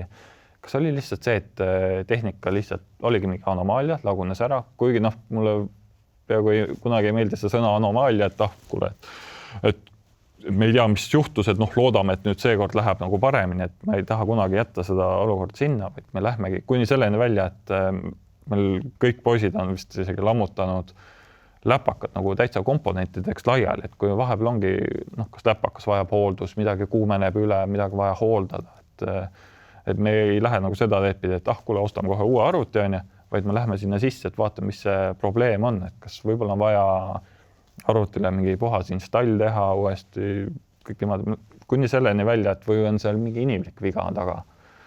Et näiteks oligi mingi üks poiss on näiteks üle töötanud, ongi pea mingi 200, pea 300 tundi kuus näiteks töötab ja seal hakkavad juhtuma ühel hetkel sellised väsimusvead. kui kaasa arvatud ma ise nagu kõige selline, mida ma ise mäletan, ekstreemsem viga juhtus, ma läksin, see oli küll eelmises firmas, kui ma töötasin, et ma läksin korvpalliülekannet tegema. Otseülekannetega on alati see, et sul on hard deadline on nagu ees, et sul kell 7 punkt, otseülekanne peab toimuma, see mäng hakkab, siis vahet ei ole, kas sa oled valmis või mitte, on ju. Ja see pilt peab nii-öelda vaatajateni jõudma, et sul ei ole see, et oodake poisid nüüd, et mul läheb natuke aega, ma veel sätin, sul ei ole seda varianti. See mäng hakkab nagu pihta. Ja siis ma sõitsin Rakverre nii-öelda sinna kaugele ära, siis tõstad seal endal seda tehnikat autost välja ja siis paned ühel hetkel tähele, et jah, ma ise komplekteerisin selle tehnika endale ja ma võtsin kaasa endale otseülekande arvuti, siis tol hetkel oli lauaarvutitega, tegime otseülekannet. Ja siis vaatasin, ma ei võtnud kaasa ei klaviatuuri, hiirt ega monitori. Ja siis sa lihtsalt seisad selle tehnikaga seal ja siis sa mõtled, kuidas seda asja nüüd lahendada seal, et teoorias need komponendid saab kokku panna, aga kuidas sa juhid seda ülekannet, et ja siis ma rääkisin selle vähe korvpalliklubi manageriga läbi, kes tol hetkel juhtus olevat selline geimer. Siis ütles, et jah, ta elab siit mingisugune 5 minutit, et käib läbi, et toob oma klaviatuuri, hiire ja monitori, siis tõi sellised hästi sellise geimer asjad tõid sinna kohale, vaatasin 10 korda vinge, kui see peaks olema, aga saab asjad nagu tehtud kenasti, et oligi jällegi probleem lahendatud, aga see oli see viga, mis tekkis tegelikult ületöötamisest, väsimusest ja see on ka see, mida ma olen tahtnud nagu alati nagu vältida ja see on ka see, miks meil on meeskond tegelikult kasvanud. Et mul ei ole kunagi olnud seda, et me võtaks lihtsalt nagu inimese juurde, et hakkame siis nagu tööd kasvatama, vaid meil pigem on olnud see, et meil töö kasvab nii suureks, et me ei jõua nagu seda ära teha ja siis me võtame nagu inimese juurde, et meil saaks seda ressurssi paremini jaotada, et inimesed ei töötaks üle. See on ülioluline. Mida mina tahan selle juurde kindlasti praegu lisada, on see, et sul on ülilahe tiim. Te kõik teete kõike. Et juba vaatad, üks läheb mingisuguse suure prožektoriga, teine juba istub arvuti taga, seab pilti. Et see on väga vägev töö, mida te teete. Sul on väga äge ettevõtmine. Ongi lõppkokkuvõttes inimesed teevad selle ägedaks. Just, teie meeskond kõik kokku. Ja firma kultuur ka. Selles mõttes, et kuidas sinu prioriteedid on paigas inimesena, ettevõtjana ja see peegeldub igas selles nurgas siin ruumis ja siit ruumist väljas. See on huvitav, et see on nii ettevõttes kui ka kodus, pereelu on samamoodi. Kui sa ise oled nagu väga selline toksiline ja värk ja siis kodus laps õpib selle järgi, naine võib-olla käitub samamoodi toksiliselt või valid endale sellise partneri. Ja et see on töös on ka samamoodi. Et see on huvitav, aga ma korra tahaks tulla sinna just nende live-ülekannete juurde. Mida ägedat teil on juhtunud või pekki läinud sellistel live-ülekannetel, ma ei tea, näiteks korvpalli ajal või midagi sellist? Ma mõtlen, neid lugusid on kindlasti palju. Mõtlengi, et mis selline, mõtlen mingit sellist head näidet ilmselt. Yeah. Meil on järjest olnud kohe see, et näiteks meil on pool meeskonda olnud näiteks välismaal ära, siis meil on ka selliseid vahepeal rahvusvahelisi projekte asju teeme. Et pool meeskonda ära, siis näiteks üks auto on sõitnud kraavi või praktiliselt nagu nii-öelda maha kandmisele, aga tol õhtul ikkagi ülekanne sai tehtud. Et jällegi asendusmeeskond asjad nagu tulevad välja. Kindlasti mingid tehnikaid asju lagunenud selles mõttes. Üks selline, jällegi see on pool isiklik selline lugu, mis nagu juhtus, oli see, et mäletan üks talv, meil tuli selline projekt sisse, et teha, pakkuda konverentsi täislahendust Amsterdamis. Ja see oli Eesti nii-öelda firma, kelle poolt seda asja siis siin organiseerisime. Oligi plaan kõik tehtud, et pakime siin meil endal selle bussi täis, kõik kõlarid, valgusheli, kõik asjad kaasa ja siis sõidame sinna Amsterdami poole, paneme asja püsti ja teeme ära. ja siis mõtlesin ka, et võtsin endal selle elukaaslase ka kaasa ja kõik niimoodi ja siis nagu ikkagi viimase hetkel veel pakkisime veel bussi ümber, siis me võtsime rendis ka veel natuke tehnikat kaasa, et kõik ilusti ära mahutada. Meil oligi täitsa maast laen oli, buss oli nagu tehnikat täis. Ja siis olimegi siin, muideks siin samas taga just siin pakkisime seda bussi nii-öelda ümber ja siis oligi kontoris oli mul siis nii-öelda elukaaslane ja siis oli see kolleeg, kes oli ka juba tegelikult lapseootel juba suure kõhuga. Ma pakkisin seda bussi ümber ja siis ühel hetkel tõstan ühte seda rasket räkki, tõmbasin endal selja ära. Siis natuke tegin korra mingi pausi, natuke ägansen valudes ja siis vaatan nagu kella, et 2 tunni pärast ma pean juba sadamas olema, seal läksime Paldiski võtta kaudu, sõitsime, et seal Paldiski, Rootsi kaudu ja sealt Kapellskääri kaudu. Jah, et sealt kaudu sinna Amsterdami sõita, et teed on lihtsalt parem, et sealt sõita. Et jah, tõmbasin selja ära, olin natuke valudes, jah, mingis asendis nagu ei saanud väga olla. Mõtlesin, et aga aeg pressis peale, siis ma pingutasin nagu edasi teha tööd. Ja siis oli ka esimest korda, kus ma tundsin, et ma ei teadnud, et on võimalik veel hullemini selga ära tõmmata. Siis tõmbasin seda sama räkki välja ja siis ma tõmbasin selja niimoodi ära, et ma olin 4 käpukil, olin siin taga, laos olin maas ja ma ei saanud liikuda. Sisse hingamine oli valus. Ma ei leidnud mitte ühtegi asendit, kus see valu annaks nagu järgi. Ja siis ma olengi siin lihtsalt 4 käpukil, lihtsalt roomasingi sinna ette kusagil kontorisse, lihtsalt viskasin diivanile maha, endiselt valudes, ikka see ei andnud leevendust.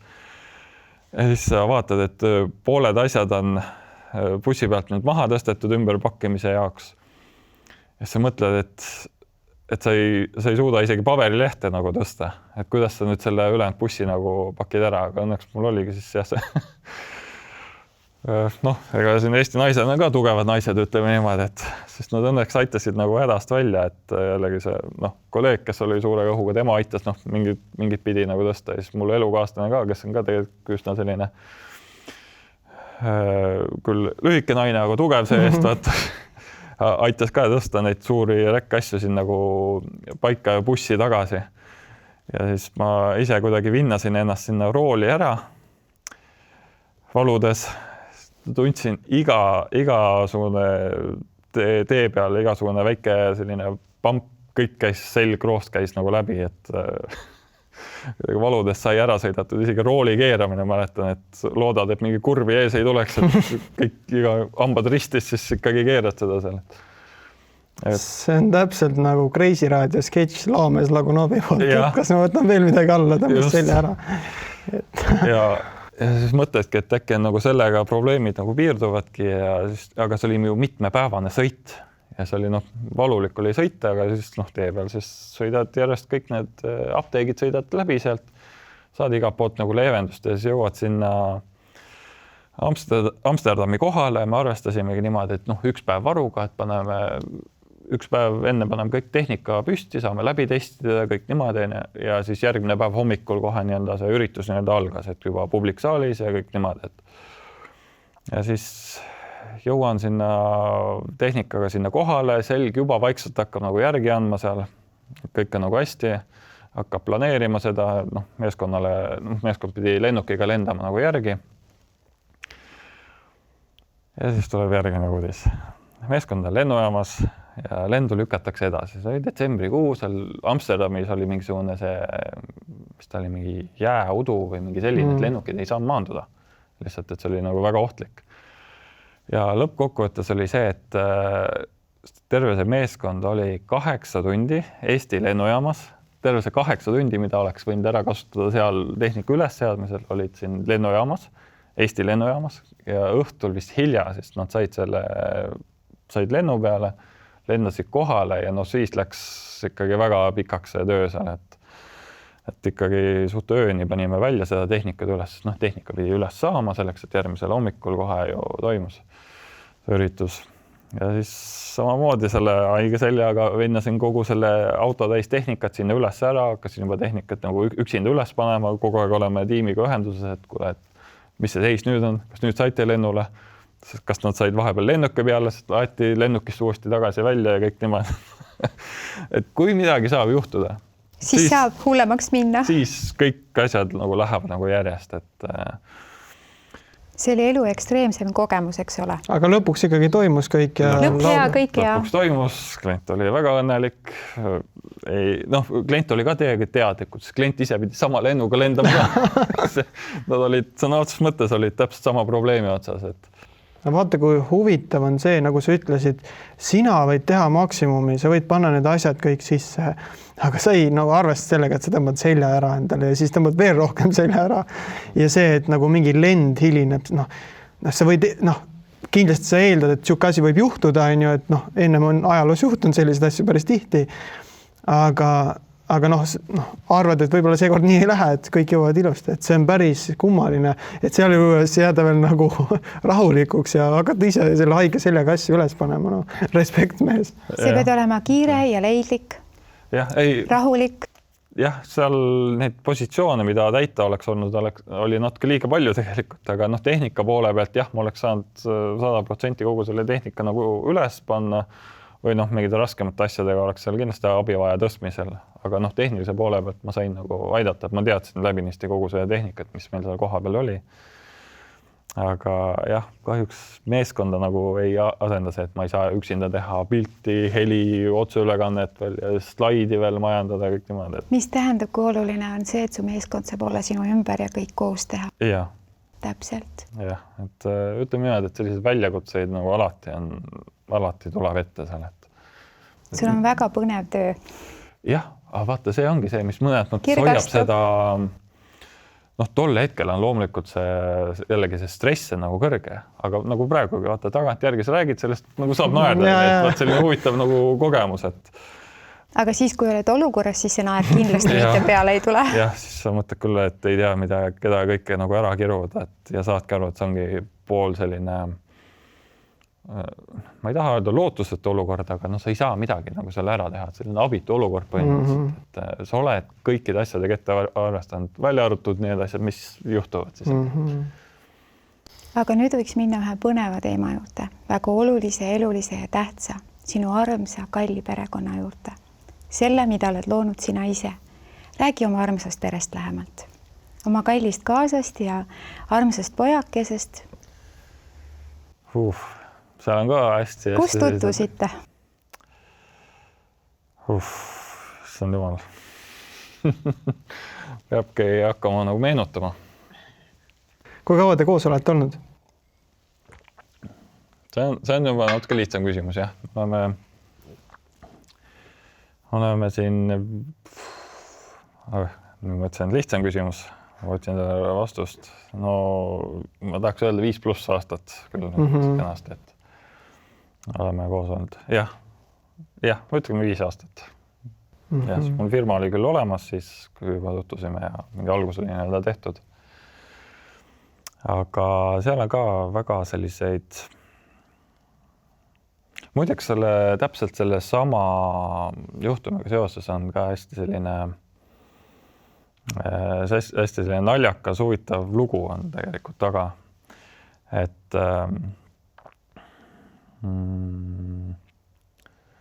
ma korra jooksin kokku, mõtlen, kus siit alustan. Tõesti selline huvitav lugu on taga, et me olime juba mõned aastat koos olnud.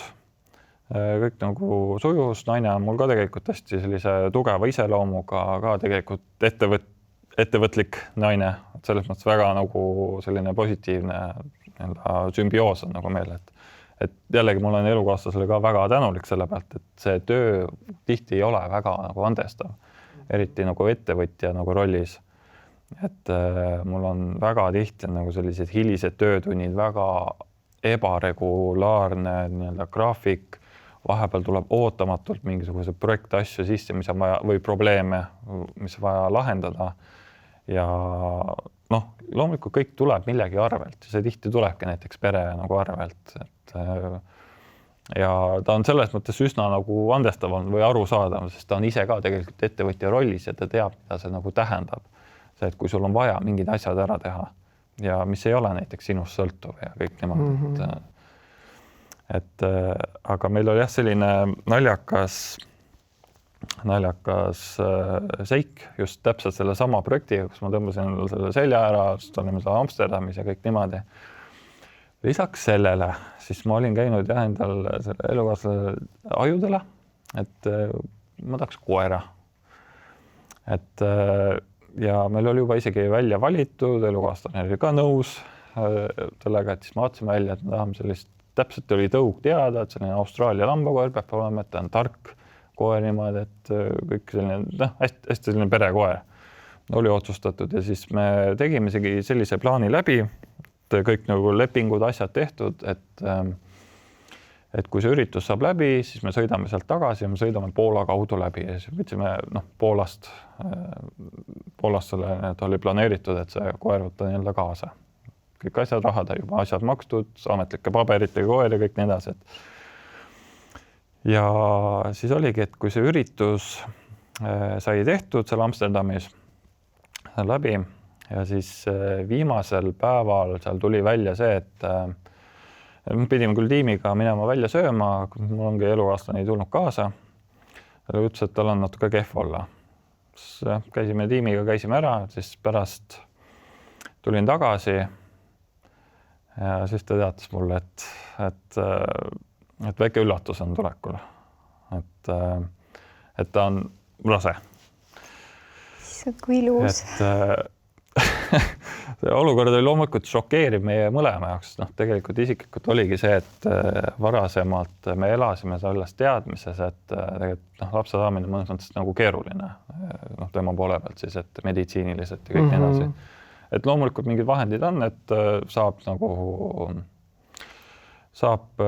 et ei ole lootusetu, et aga peab sellega tegelema, aga me olime nagu edasi lükanud seda. Ja siis tuli ühel hetkel selline saatuse kingitus. Saatuslik, jah, ütleme see väike hing pidi teie ellu tulema. Aga mõnes mõttes me olime tegelikult mõlemad valmis selles, et loomulikult tema oli loomulikult šokis seal juba ennast juba ära nutnud seal, et ei teadnud, kuidas mina reageerin sellele ja kõik niimoodi, et äkki ütlen, et üldse ei taha, et oota, mis asja nüüd ja kõik nii edasi. Aga tegelikult ma olin ka selles mõttes olin nagu valmis, kuigi ta mulle tagantjärgi nüüd paneb puid nagu alla sellega, et ta ütles ka, et siis, kui ta mulle nagu teatas seda, siis minu esimene vastus oli sellele, oh shit. Ka nii saab vastata, aga see oli emotsionaalne hetk. No see oli siiras reaktsioon, sest ma ei olnud nagu valmis sellest, ma ei teadnud, mis nagu toimub. Ja siis tuli korra meil mõlemal nagu teine nagu selline, ma ei taha öelda nagu paanikahoog sisse, vaid teine nagu mõttes siis meenus, et me läheme ju homme, sõidame ja võtame selle koera peale. Kaks uut pereliiget. Et siis meil on nagu kutsikas ja siis nagu laps ka veel sündimas. Ja siis me saime otsustatud, et ega väga ebaviisakas oleks nagu koerale ka ära öelda ja kõik niimoodi, et siis mõtlesime, et let's roll with it. Et saame hakkama. Kas see on, juba teadsime ette, kas see hakkab lihtne olema, et ei, kohe kindlasti mitte. Aga see ongi nüüd meie otsus, mis on tehtud ja lähme sellega. Ja tegelikult ongi nüüd see, tagantjärgi vaadates see üleskasvamine on neil koos, ongi, endal on loomulikult alati stressirikas, aga see koer on ka hästi hooliv lapse suhtes ja niimoodi ja mängivad koos, et ongi selline jällegi hästi selline soe, tore üleskasvamine on neil koos, ongi juba vaata poiss sündis ja nüüd tal on nagu vanem õde on eest, 4-jalgne karvane selline õde on eest, kellega nad vahepeal kraaklevad, varastavad mänguasju üksteiselt ja niimoodi. Aga tead, ma küsin sellise huvitava küsimuse. Mis tunne sul oli, kui sa esimest korda oma poja sülle võtsid? Muideks see on ka hästi selline teistpidi selline isiklikul tasandil hästi selline huvitav jällegi lugu, vaata see ongi elu sellised keerdkäigud, mis ta nagu teeb. Siis poja nagu süles hoidmine oligi jällegi hästi uudne kogemus, jällegi väga soe nagu selline meeldiv kogemus, et kirjeldamatu isegi tahaks öelda selle poole pealt. Aga see sünnilugu ise oli üsnagi tegelikult laastav. Selles mõttes, ongi see, et ma ei olegi väga paljutele nagu sellest üldse rääkinud, aga oligi see, et noh, see situatsioon ise, et kui me olime seal nagu sünnituspalatis naisega, siis ühel hetkel hakkasid, noh, rasedus oli kõik 5+, aga siis hakkasid ühel hetkel seal kõik need näitajad nagu halvaks minema. Ja õnneks me olime nagu endal sisimas juba need nagu otsused teinud. Sulle antaksegi vaata seal selline kaart nagu ette, kus sa saad kõik sellised otsused nagu ette ära teha, et kui on vaata kriisisituatsioon, kas lähete keisri peale, ei lähe, kõik niimoodi. Meil oli tehtud, jah, läheb nagu keisri peale, kõik niimoodi, jällegi jumal tänatud, et see otsus oli nagu tehtud. Et meil siis, kui nii-öelda poiss sündis, siis oligi see, et ämmaemand käis tegelikult enne läbi, ta seletas, kuidas see protseduur on, et kui laps sünnib ära, siis tavaliselt antakse vaata esimesena isa kätte, et siis saab vaata nahaga seda kontakti, saad nagu last nagu käes hoida ja kõik nii edasi. Ja seal pandi isegi see kõrval see soojenduslamp pandi tööle, kuhu alla see lapse panna, et tal on nagu soe ja kõik nii edasi. Ja siis ühel hetkel, kui läks see kriisisituatsiooniks, läks kätte ära, see ongi see, et noh, naine viiakse selle ratastele voodi peal, viiakse sinna operatsiooniruumi ära. Ja siis ühel hetkel sa saad aru, et esiteks see hästi pikk selline protsess käis seal nagu vahepealt läbi. Ja ühel hetkel saad aru, et kõik ei ole tegelikult väga hästi. Et siis ongi, arst tuleb nagu rääkima seal, et jah, poiss sündis ära. Seal antakse see, hinnatakse seda sündi ja 10 palli skaalal. Et kuidas see nagu sünd oli, kõik need elumärgid ja asjad ja kõik niimoodi. Ja poiss sai hindeks 1. Ütleme niimoodi, et seal 0 enam ei ole.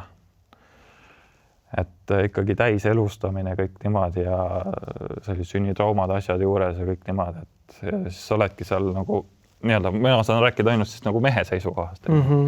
Et oled seal sünnituspalatis, ootad seda, et mis nüüd järgmisena toimub, siis ühel hetkel saad aru, et jah, see õde tuleb rääkima, et jah, selline olukord oli, et kõik niimoodi, et me praegu tegeleme sellega, praegu edasist nagu infot ei ole. Ja siis teisel momendil tuleb siis õde tuleb palatisse, siis vaatab, paneb selle soojenduslambi paneb kinni, siis sa saad aru, et okei, no selge, siin midagi veel nagu toimub, või nii.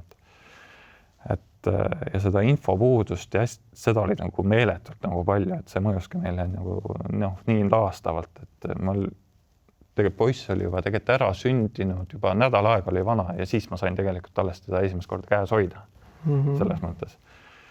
Et see läks, jah, ikka päris tükk aega läks mööda, sest oligi eraldi selles klaaskuubikus seal kõik niimoodi, et jällegi tema suur pluss oli see, et jah, see sünd oli küll meeletult raske, aga ta taastus ülimalt kiirelt. Et tehti nagu elustamine ära ja hakkas hingama ja siis ta juba nagu toibus ja taastus nagu väga, väga kiirelt. Mis näitab seda, kui abras on elu? On. Ja mis näitab seda, kui vahva ja tubli on see väike mees, kes tuli oma isi ja emme juurde? Jah. See tähendab, et väga väärt vanemad, kelle juurde ta tuli.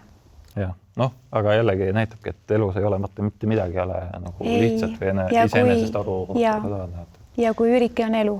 Meil on üli hea meel, et me saime sinuga nagu tuttavaks ja et me saame koostööd teha ja et su pojaga saime tuttavaks, sest ta on väga äge. Väga äge väike vend. Tal on kõike uudisimu hästi palju ja et talle kõik ägedad asjad meeldivad. Ja tehnika talle meeldib nagu näha. Jah, õnneks selles mõttes on küll, et nii kõik see pikkus ja tehnikahuvi ja see kõik on nagu õnneks nagu isasse siin. Aga kuna aeg pressib peale, siis me peame hakkama otsi kokku tõmbama. Ma lihtsalt tahan südamest tänada, et sa avasid selliseid kohti, mida võib-olla vahel ei ava mehed oma sõpradelegi. Et see, kuidas sa räägid ja kui ehedalt sa räägid ja see on nagu väga imetlusväärne sinu puhul. Et suur aitäh sulle selle eest. Tänud. Täpselt samad sõnad ütlen mina. Suur aitäh sulle, et sa oled meid enda sekka võtnud, meiega teed koostööd. Aitäh, et sa oled nii äge ja eriline mees. Ja me täname ka sinu kaasat, et ta on nii kannatlik. Meil siin on pühapäeva õhtuid, kus oleme hilja tulnud ja tema pojakesega kodus ootamas sind, et aitäh teile, armsad, et olete olemas ja aitäh sulle, et sa meie podcasti tulid. Ja, aitäh sulle, Kaarel.